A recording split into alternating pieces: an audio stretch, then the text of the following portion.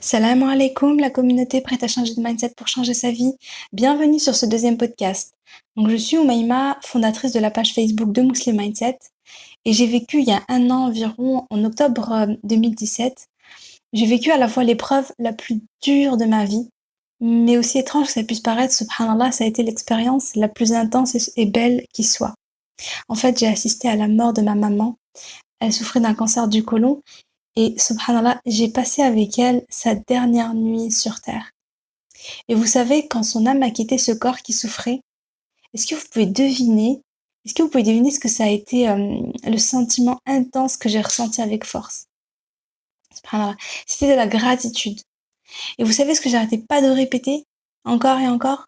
Alhamdulillah, Alhamdulillah, Alhamdulillah. Et vous savez ce qui a causé mes larmes? Ça a été une intense gratitude pour la mort qu'elle venait d'avoir. Parce que ce que j'ai vu, c'était tellement beau, mon cœur était plein de reconnaissance envers Allah. Donc vous l'aurez compris, aujourd'hui, je viens vous parler de gratitude. Parce que tout le secret du bonheur réside dans cet acte d'adoration, dans cette émotion intense. Vous en avez peut-être entendu parler de la gratitude, puisqu'il y a un peu tout le monde qui en parle. Il y a des vidéos dessus, il y a des livres, il y a des challenges, il y a des formations. On dirait que c'est un peu la découverte. Mais pas pour nous, musulmans. Parce que la gratitude envers Allah subhanahu wa ta'ala, ça fait partie de la base de notre adoration. C'est ce qu'Allah subhanahu wa ta'ala attend de nous. Et c'est le cas depuis environ 14 siècles. Après, ça ne veut pas pour autant dire qu'on l'applique et qu'on le ressent comme on le devrait. Moi, donc, je vais vous présenter ici 5 étapes simples que vous pouvez mettre en place dès aujourd'hui pour augmenter votre sentiment de gratitude envers Allah. Et vous savez ce que ça va vous apporter, le fait d'être reconnaissant? Parce que ce sentiment, une fois que vous l'avez cultivé dans votre cœur, vous pouvez vous attendre à de magnifiques surprises de la part d'Allah. Car il est dans le Coran, Surat Ibrahim, verset 7, « Si vous êtes reconnaissant, très certainement j'augmenterai mes bienfaits pour vous. » La gratitude envers Allah, c'est une qualité précieuse mais rare. Parce qu'Allah subhanahu wa ta'ala dit aussi sur Surat Saba, verset 13, « Alors qu'il y a peu de mes serviteurs qui sont reconnaissants. » Donc faisons partie de ces gens-là. Et pour ça, il faut passer à l'action. Je repense à ce hadith. Selon Suhaib ibn Sinan, le prophète sallallahu alayhi wa sallam a dit: ce que l'affaire du croyant est étonnante. S'il est l'objet d'un événement heureux, il remercie Allah et c'est là pour lui une bonne chose. Et s'il est victime d'un malheur, il l'endure avec patience et c'est là encore pour lui une bonne chose. Donc, la gratitude, c'est de remercier Allah subhanahu wa ta'ala pour chaque chose qui nous arrive, avec la conviction qu'il y a une sagesse dans chaque situation. Allah subhanahu wa ta'ala s'est donné pour nous Al-Hakim, le sage. Toi qui m'écoutes, tu es exactement là où tu dois être. Alhamdulillah. Tu vis exactement ce que tu dois vivre. Alhamdulillah. Et dans cette situation, dans cette épreuve, rapproche-toi d'Allah et donne le meilleur de toi et remplis ton cœur de gratitude envers Allah. Je vais vous raconter une petite histoire. C'est un conte, il me semble, mais qui a une jolie sagesse. Donc en fait, c'est l'histoire d'un roi qui part à la chasse avec tous ses ministres. Et parmi ses hommes, il y avait un musulman. Donc dans la forêt, le roi, le musulman et les autres personnes se sont perdus. Ils ont rencontré un lion. Le roi prend une flèche pour tuer ce lion et il se coupe le doigt avec la corde.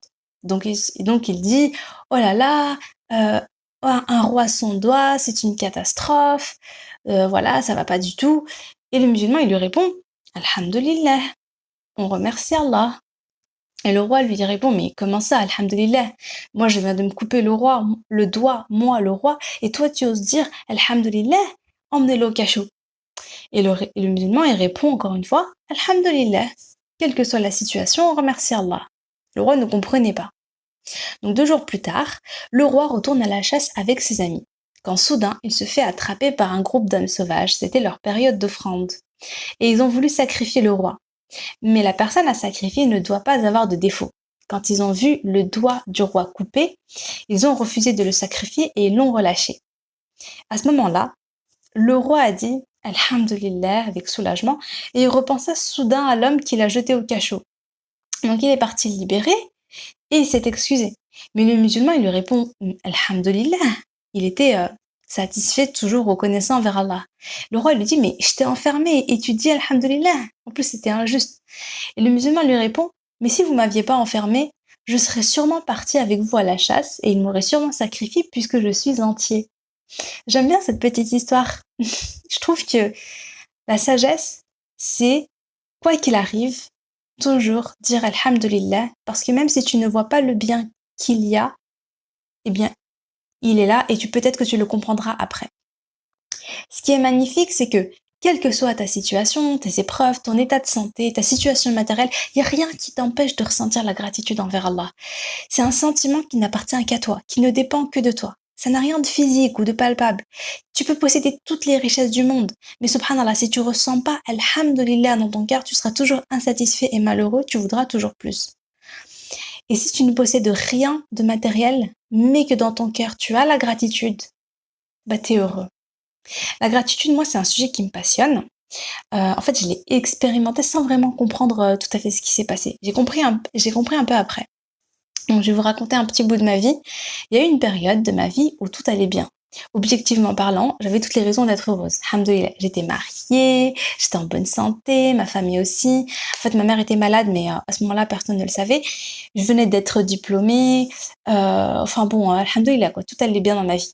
Et pourtant, ça a été une période un peu difficile émotionnellement, parce que plutôt que de remercier Allah subhanahu wa ta'ala pour tous ces bienfaits dont j'étais comblée et de savourer ma vie, j'ai focalisé mon esprit sur des détails insignifiants, des détails négatifs, sur des pensées tristes, ce qui entraînait en fait des émotions négatives de tristesse, de frustration, etc. Et à contrario, en juillet 2017, j'ai accouché d'une magnifique princesse en bonne santé, alhamdoulilah. Mais moi, de mon côté, j'ai eu une petite complication qui a fait que mes déplacements étaient limités. En fait, j'utilisais un déambulateur à la maison et un fauteuil roulant quand je sortais. Franchement, c'était une situation étrange parce que j'étais diminuée. Il y a beaucoup de choses qui devenaient impossibles à faire. Pour moi, c'est une épreuve difficile. Mais en même temps, je ressentais une joie, je ressentais un bonheur intense que je comprenais pas d'où ça venait. En fait, je m'expliquais pas. Je comprenais pas la cause. Et je trouvais ça paradoxal. Jusqu'à ce que je tombe sur un TEDx sur YouTube, puis là j'ai compris. En fait, l'intervenante, elle expliquait que le sentiment de gratitude, plus il est intense, et plus il éteint les autres émotions négatives. C'est-à-dire qu'on peut pas ressentir à la fois la gratitude et la colère, ou la gratitude et la jalousie, ou la gratitude et la tristesse. En fait, le cerveau, il peut pas fabriquer les deux émotions en même temps. Et donc, je me suis rendu compte que ce que je ressentais à ce moment-là dans ma vie, c'était la gratitude envers Allah.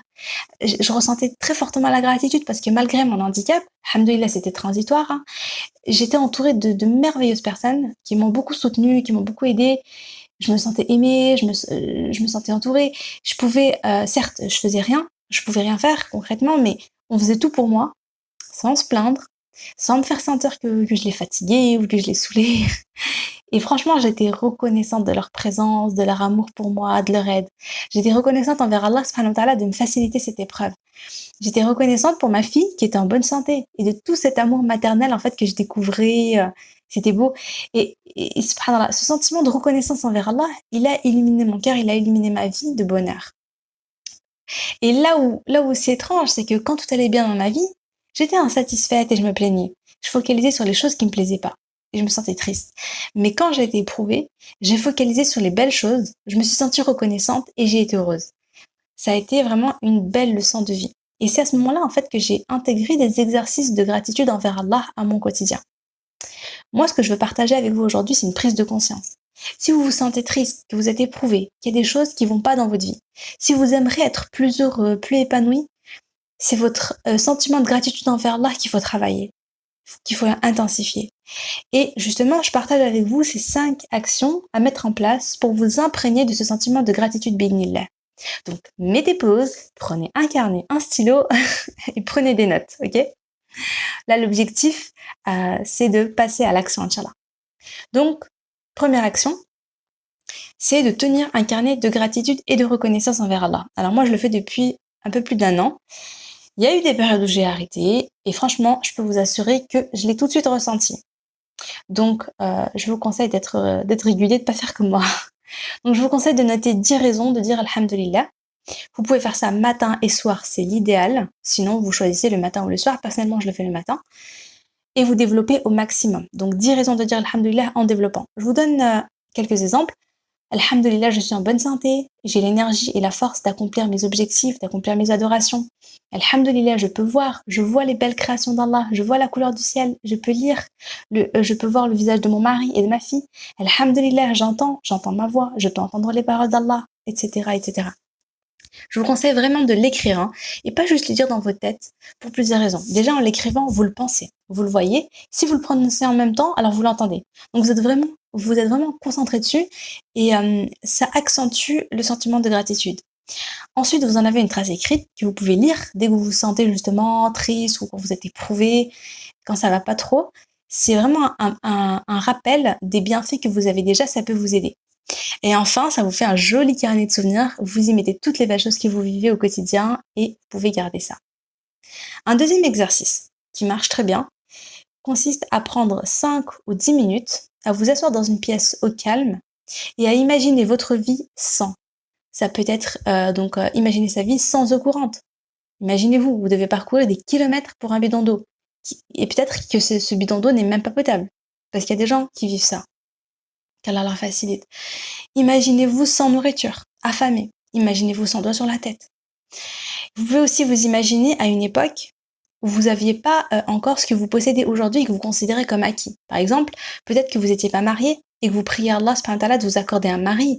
Ou peut-être que, rappelez-vous de la période où vous n'aviez pas d'enfant et que c'était votre rêve le plus cher, ou vous n'aviez pas de travail, ou vous vouliez un appartement plus grand, ou vous vouliez avoir votre permis, ou une guérison, etc., etc. Bref, il y a forcément des choses que vous ne possédiez pas hier, mais qu'Allah vous a données aujourd'hui. Et ces choses-là, on a tendance à les oublier, en fait. Elles deviennent un acquis. Et on veut plus. On veut plus. Donc, on a tendance à avoir la mémoire un peu courte. D'où l'importance de se rappeler tout ce qu'Allah nous a donné et de le remercier. Donc, la troisième action à faire, c'est d'écrire 3 lettres de remerciement. Alors ça, c'est un exercice qui est vraiment intéressant. L'objectif, c'est... Donc d'abord, on écrit une lettre de remerciement pour vous, la personne que vous êtes aujourd'hui. Vous pouvez vous dire, par exemple, à vous-même, merci, car tu as vécu des choses difficiles. Mais alhamdoulilah, tu as donné le meilleur de toi. Merci parce que tu prends soin de ce corps qu'on rendra un jour à Allah. Merci parce que tu fais la prière et peut-être que c'est ce qui te sauvera après ta mort. Merci parce que tu dis la vérité et si tu continues, peut-être que tu seras cité auprès d'Allah parmi les gens véridiques qui entreront au paradis. Merci pour les décisions que tu as prises jusqu'à aujourd'hui, je sais que tu as toujours fait de ton mieux. Vous voyez un petit peu, écrivez au feeling, parlez-vous, dites-vous merci. Subhanallah, c'est un moteur pour faire encore plus de choses bonnes pour vous, pour cette dunya et pour l'akhira. En faisant ça, en fait, vous acceptez, vous augmentez votre sentiment d'amour pour vous-même, en fait, d'estime pour vous-même. Et ça, c'est vraiment une source de motivation à faire plus, à être aligné avec soi-même, avec ses valeurs, et à se vouloir et à se donner le plus de bien possible. Ensuite, écrivez une lettre à une personne que vous aimez.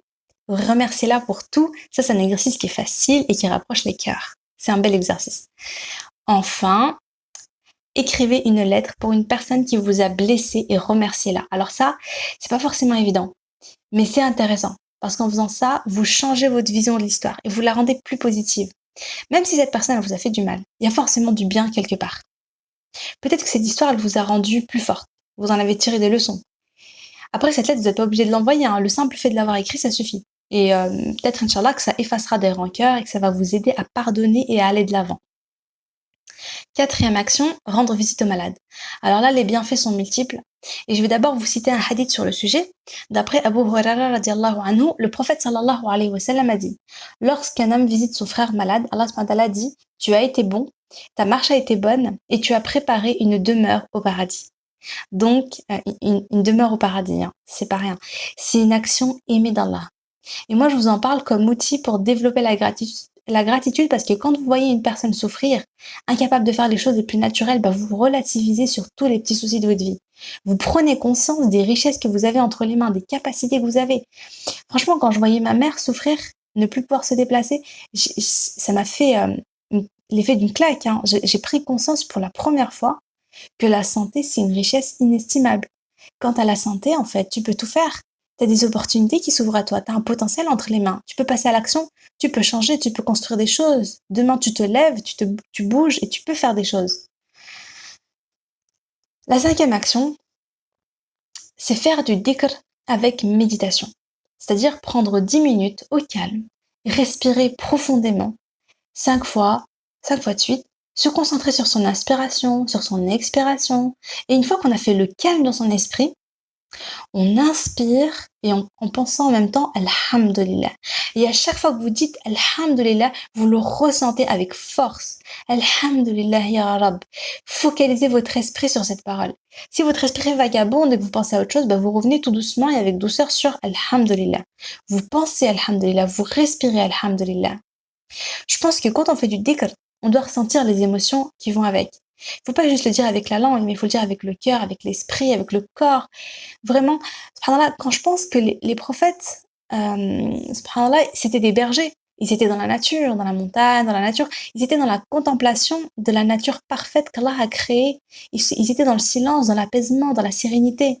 Donc, je pense que ce que je vous propose, en fait, c'est de tendre vers cet état-là. Avec une respiration profonde, un corps détendu, on ferme les yeux si on veut, on se met face à la qibla et on y va. Donc voilà, on a vu les 5 actions. Mais c'est pas fini. Un petit cadeau pour la fin. En fait, je voulais vous présenter un dernier moyen, mais qui est le plus important en vérité. En fait, donc cette 6e action cadeau là que je vous offre, pour faire grandir la gratitude dans votre cœur, en fait tout simplement faire des actes d'adoration, les actes qu'Allah il aime. Je vais vous citer un hadith qui est touchant. Selon Aïcha radiallahu anha, le prophète sallallahu alayhi wa sallam priait durant toute la nuit jusqu'à fendiller la peau de ses pieds. Et je lui dis, pourquoi fais-tu tout cela alors qu'Allah t'a effectivement pardonné tes fautes passées et futures? Il dit, ne serais-je pas un serviteur reconnaissant? Donc, subhanallah, il prie toute la nuit pour montrer sa gratitude à Allah. Et ça fait grandir ce sentiment en lui. Donc, nous aussi, on peut faire le qiyam, le maune, jeûner les lundis, jeudis, lire le Coran, etc. avec l'intention d'être un serviteur reconnaissant. Donc, voilà. J'espère que vous avez tout noté. Ce que je vous conseille, c'est de choisir au moins une action ou plus et allez-y, vous l'appliquez pendant au moins 21 jours. L'objectif, binillah, c'est d'apprendre à vivre avec le cœur rempli d'amour pour Allah et de sentiments de reconnaissance pour tous les bienfaits qu'Allah nous a donnés. Donc, je récapitule rapidement les 5 actions simples que vous pouvez mettre en place. Donc, le carnet de gratitude où vous notez 10 raisons de dire Alhamdulillah matin et soir. Les 5 minutes où vous imaginez votre vie sans un bienfait d'Allah. Les 3 lettres de remerciement pour vous, une personne que vous aimez, une personne qui vous a blessé. La visite du malade.